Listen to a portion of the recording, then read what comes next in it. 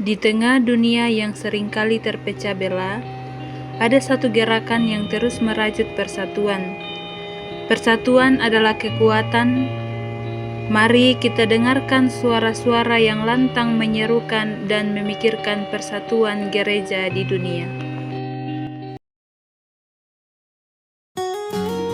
Mari kita mulai dengan Nathan Söderblom. Nathan Söderblom adalah uskup di Gereja Lutheran Swedia dan merupakan tokoh penting dalam gerakan ekumenis di dunia. Söderblom lahir di Trono, Swedia pada 15 Januari 1866. Dalam masa kuliahnya, ia telah aktif dalam gerakan ekumenis dengan mengikuti konferensi Student Volunteer Movement di Northfield, Massachusetts pada 1890. Tahun 1893, ia ditabiskan menjadi imam Lutheran Swedia. Kemudian pada tahun 1914, dalam ketegangan Perang Dunia I, ia terpilih menjadi uskup agung Uppsala. Pada masa konflik itu, ia berusaha untuk menyatukan gereja-gereja kontinental dalam sebuah kampanye untuk perdamaian dan konsiliasi. Karena usahanya ini, Söderblom dianugerahi hadiah Nobel Perdamaian pada tahun 1930. Ia mempunyai gagasan untuk mendirikan suatu dewan gereja-gereja karena ia merasa bahwa perlu didirikan suatu persekutuan gereja-gereja sebagai jiwa untuk kerjasama bangsa-bangsa. Ya, selanjutnya adalah William Temple, yang dimana William Temple di sini adalah seorang uskup Anglikan sejak 1921 hingga 1944. Ia dikenal aktif dalam gerakan ekumenis, mulai dari keterlibatannya di gerakan Faith and Order sampai terbentuknya Dewan Gereja-Gereja Sedunia.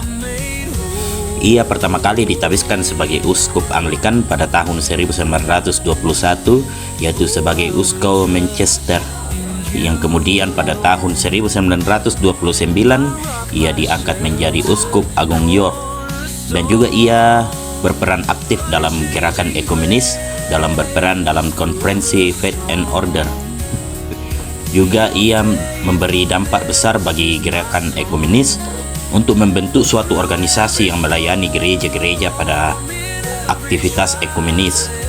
Dan pada tahun 1937 ia terpilih sebagai ketua pada Faith and Order, yang dimana lembaga yang bergerak di bidang ekumenisme. Dan pada tahun 1938 dibentuknya panitia persiapan dewan-dewan gereja sedunia dan William Temple sebagai ketuanya. Visser lahir pada 20 September 1900. Ia seorang pendeta dan teolog Belanda yang memimpin SGS sebagai sekretaris jenderal pada tahun 1948 sampai dengan tahun 1966. Ia menempuh pendidikan di Gymnasium Haarlem dan dipersiapkan untuk pelayanan gereja reformasi di Belanda di Universitas Leiden. Karirnya sebagai pemimpin organisasi Kristen dimulai dengan jabatan Sekretaris Komite Sedunia Asosiasi Pemuda Kristen pada tahun 1924. Gerakan kerjasama dan persekutuan antar berbagai gereja Kristen telah menghasilkan pembentukan sementara gereja pada tahun 1937 di Utrecht Barat, dan Visser sebagai sekretaris jenderal pada tahun 1928.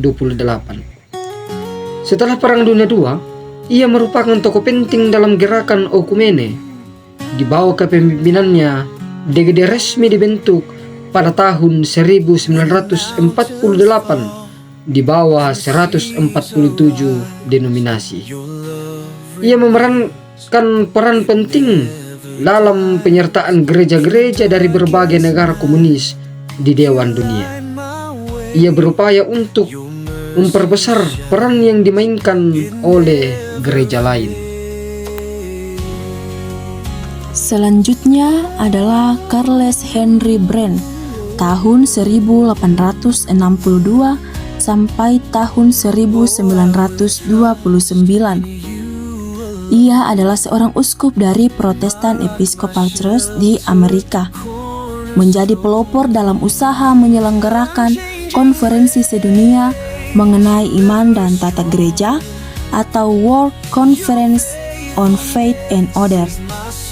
Tujuan dari gerakan Faith and Order yang dirumuskan oleh Brand adalah mencari jalan menuju keesaan gereja.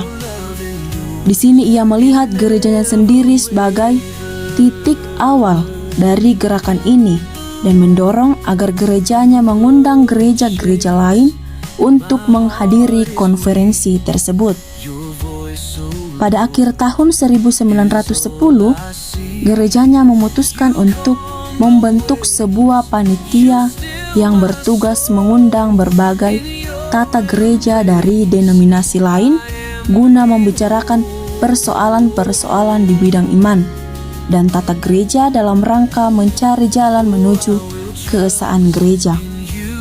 Konferensi pertama Faith and Order kemudian diselenggarakan pada tanggal 3 sampai 20 Agustus tahun 1927 di Lausanne, Swiss dengan Brand sebagai ketua dan Alfred Ernest Garvey sebagai wakil ketua karena kondisi kesehatan Brand yang lemah. Konferensi ini dihadiri oleh 394 orang yang mewakili 108 gereja dari berbagai latar belakang konfesional kecuali Gereja Katolik Roma. Kemudian selanjutnya adalah Paulus Mark Gregorius. Dia adalah seorang cendekiawan, teolog dan filsuf serta sastrawan terkemuka. Ia pernah menjadi presiden Dewan Gereja Dunia. Ia menyatakan bahwa oikumene bukan hanya sekedar persatuan organisasi gereja saja, tetapi oikumene adalah gerakan spiritual global yang menghidupkan kembali warisan apostolik, menumbuhkan pertobatan dan kasih, serta menanggapi krisis kemanusiaan dengan semangat pelayanan atau diakonia seperti ajaran Yesus. Ia mengusulkan bentuk oikumene yang melampaui batas denominasi dan bahkan lintas agama, sebuah visi kesatuan universal dalam kasih dan keadilan Allah. Berikutnya adalah T. Tatlow, seorang teolog dari gereja Anglikan yang terlibat dalam Faith and Order sebelum Perang Dunia Kedua, menyebut 12 hal sebagai hasil gerakan Faith and Order. Faith and Order berhasil menciptakan suasana di mana wakil-wakil dari gereja-gereja yang berbeda-beda dapat mendiskusikan bersama pokok-pokok yang sensitif. Peserta-peserta konferensi-konferensi Faith and Order mengalami keesaan rohani dalam Kristus. Tanda Una Sanca atau gereja yang satu dan kudus yang dikejar. Faith and Order menyadarkan para peserta bahwa perpecahan gerejani bukanlah hal yang biasa, melainkan dosa. Dimulai proses perkenalan, orang belajar mengenai tradisi-tradisi gerejani yang sangat berbeda dari gereja asal mereka dan sekaligus menyadari dengan lebih dalam warisan gereja sendiri. Bertumbuh kesadaran bahwa di belakang perbedaan-perbedaan besar ada keesaan, seperti menjadi nyata dalam pernyataan-pernyataan yang dikeluarkan Lausanne dan Edinburgh. Pernyataan-pernyataan ini bukan hasil kompromi, sebab perbedaan-perbedaan tidak disembunyikan. Ternyata sulit bagi gereja-gereja untuk merumuskan apa yang membedakan mereka.